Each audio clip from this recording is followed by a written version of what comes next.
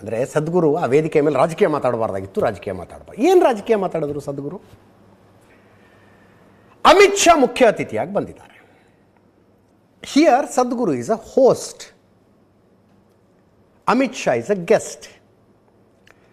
ಅತಿಥಿಗಳನ್ನು ಆತಿಥ್ಯ ಕೊಡುವವರು ಅತಿಥಿಗಳ ಬಗ್ಗೆ 4 ಒಳ್ಳೆ ಮಾತಾಡೋದು ಸಂಪ್ರದಾಯ.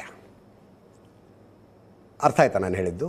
ಅತಿಥಿಗಳ ಬಗ್ಗೆ ಆತಿಥ್ಯ ಕೊಡುವವರು 4 ಒಳ್ಳೆ ಮಾತಾಡೋದು ಸಂಪ್ರದಾಯ. ಇಲ್ಲಿ ಏನು ಒಳ್ಳೇದು ಮಾತಾಡಿದ್ರು?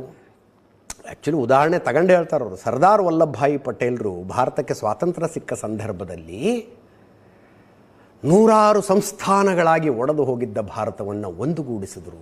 ಸರ್ದಾರ್ ವಲ್ಲಭಭಾಯಿ ಪಟೇಲರು ಅದನ್ನು ಮಾಡಿದ್ರು. ಆಗ ಗೃಹ ಸಚಿವರಾಗಿದ್ದ ಸರ್ದಾರ್ ವಲ್ಲಭಭಾಯಿ ಪಟೇಲರು. ಈಗ ಗೃಹ ಸಚಿವರಾಗಿ ಆಗಿರುವ ಅಮಿತ್ ಶಾ ಅವರು ಆಗಿನ ಏಕೀಕರಣದಲ್ಲಿ ಉಳಿದು ಹೋಗಿದ್ದ, ಪ್ರತ್ಯೇಕವಾಗಿ ಉಳಿದು ಹೋಗಿದ್ದ ಕಾಶ್ಮೀರವನ್ನೂ ಭಾರತದ ಜೊತೆಗೆ ಸೇರಿಸಿದರು. ಆಗ ಸರ್ದಾರ್ ವಲ್ಲಭಭಾಯಿ ಪಟೇಲರು ಮಾಡದಂಥ ಕೆಲಸವನ್ನು ಈಗ ಅಮಿತ್ ಶಾ ಅವರು ಮಾಡಿದ್ದಾರೆ ಅಂದರು. ಇದನ್ನು ರಾಜಕೀಯ ಮಾತು ಅಂತ ಸಂತೋಷ್ ಲಾಡ್ ಅವರು ಹೇಳಿದ್ರು. 10 ವರ್ಷಗಳ ಹಿಂದೆ ತಿಂಗಳಿಗೊಂದು ಬಾಂಬ್ ಬ್ಲಾಸ್ಟ್ ಆಗ್ತಿತ್ತು ಭಾರತದಲ್ಲಿ. ಬೆಂಗಳೂರಿನಲ್ಲೊಂದಂತೆ, Pune bomb blast, Mumbai bomb blast, Delhi bomb blast, ಬರೀ ಇಂಥವೇ ಸುದ್ದಿ ಕೇಳ್ತಾ ಇದ್ವಿ. 10 ವರ್ಷಗಳಿಂದ ಶಾಂತಿ ಇದೆ. ಇದು ಸಾಧ್ಯ ಆಗಿದ್ದು ಭದ್ರತಾ ಪಡೆಗಳಿಂದ.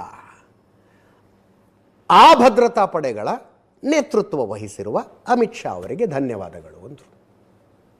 ಇದು ಸಂತೋಷ್ ಲಾಡ್ ಹೇಳೋದು ಪೊಲಿಟಿಕಲ್ ಮಾತಾಯಿತು, ರಾಜಕೀಯದ ಮಾತಾಯಿತು. ಹೈಪೋಥೆಟಿಕಲಿ ಹೇಳ್ತೀನಪ್ಪ, ನಾಳೆ ಸಿದ್ದರಾಮಯ್ಯನವರು ಯಾವುದೋ ಒಂದು ಕಾರ್ಯಕ್ರಮಕ್ಕೆ ಹೋದರು, ಹೀಗೆ ಆತಿಥ್ಯ ವಹಿಸಿದಂಥವ್ರು. ಮೊದಲಾದರೆ ಹೆಣ್ಣು ಮಕ್ಕಳು ತಿಂಗಳ ಖರ್ಚಿಗೆ ಗಂಡನ ಹತ್ರ ಕೈ ಒಡ್ಕೊಂಡು ನಿಂತ್ಕೋಬೇಕಾಗಿತ್ತು. ಸಿದ್ದರಾಮಯ್ಯನವ್ರು ನೋಡಿ ತಿಂಗಳ 2,000 ರೂಪಾಯಿ ಹೆಣ್ಣು ಮಕ್ಕಳಿಗೆ ಕೊಡುವ ಮೂಲಕ ಗಂಡನ ಮುಂದೆ ಕೈ ಒಡ್ಡದಂಗೆ ಮಾಡಿದ್ದಾರೆ ಅಂತ ಯಾರಾದರೂ ಮಾತಾಡಿದ್ರೆ ಅದು ರಾಜಕೀಯದ ಮಾತಾಗತ್ತಾ? ರಾಜಕೀಯದ ಮಾತಾಗತ್ತಾ ಅದು? ಈಗ ಶಕ್ತಿ ಯೋಜನೆ ಬಂತು, ಹೆಣ್ಣು ಮಕ್ಕಳಿಗೆ ಬಸ್ ಪ್ರಯಾಣ ಉಚಿತ. ಧರ್ಮಸ್ಥಳದ ಧರ್ಮಾಧಿಕಾರಿ ವೀರೇಂದ್ರ ಹೆಗಡೆ ಅವರು ಸಿದ್ದರಾಮಯ್ಯನವ್ರಿಗೆ ಪತ್ರ ಬರೆದರು. ಶಕ್ತಿ ಯೋಜನೆಯನ್ನು ನೀವು ಜಾರಿಗೊಳಿಸಿದ ನಂತರ ಶ್ರೀ ಕ್ಷೇತ್ರ ಧರ್ಮಸ್ಥಳಕ್ಕೆ ಭಕ್ತರ ಸಂಖ್ಯೆ ಜಾಸ್ತಿ ಆಗಿದೆ, ಅದರಲ್ಲೂ ಹೆಣ್ಣುಮಕ್ಕಳು ಬರೋದು ಜಾಸ್ತಿ ಆಗಿದೆ ಅಂತ. ಅದನ್ನು ರಾಜಕೀಯ ಪತ್ರ ಅನ್ನೋದಕ್ಕಾಗತ್ತಾ? ಅಂದರೆ ನೀವೇನೋ ಒಂದು ಒಳ್ಳೆ ಕೆಲಸ ಮಾಡಿದ್ದೀರಪ್ಪ ಅಂತ ಹೊಗಳದ್ರಿ, ಅದರೂ ರಾಜಕೀಯ ಹೇಳಿಕೆ ಆಗತ್ತಾ? Don't understand. ನಾನೇ ಸದ್ಗುರು ಮಾತಾಡಿದ್ದು ಒಂದ್ಸಲ ಕೇಳಿಸ್ಕೊಳ್ಳಿ. After independence, post-independence, there was one minister who was also a home minister. Without him, the nation wouldn't have gotten consolidated. You know who I'm talking about. So, what Sardar Patel did at that time to put the nation together was one of the most significant acts post-independence. Otherwise, we wouldn't be one country. Present Home Minister, what's done is in some way a reflection of what Sardar Patel did at that time, once again stitching up the nation together. As all of you know, that slowly things were happening in the country, that every month there used to be a bomb blast. Next, where is the menu? Hyderabad, Bangalore, Mumbai, Pune, you name it. You have not heard of such things for the last 10 years.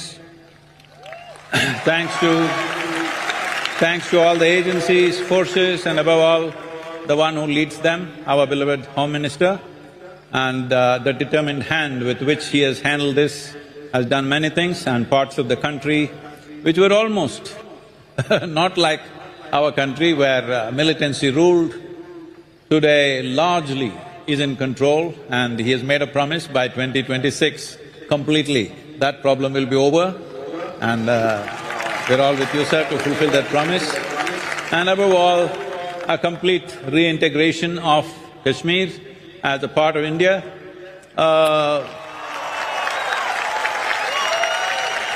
Correcting, this is not to find fault with anybody, but historically, when we make some mistakes, knowingly, unknowingly, but we don't know what compulsions they had at that time, this is not a judgment on anybody, but certain mistakes that we have done historically, correcting them later on is a very, very complicated thing.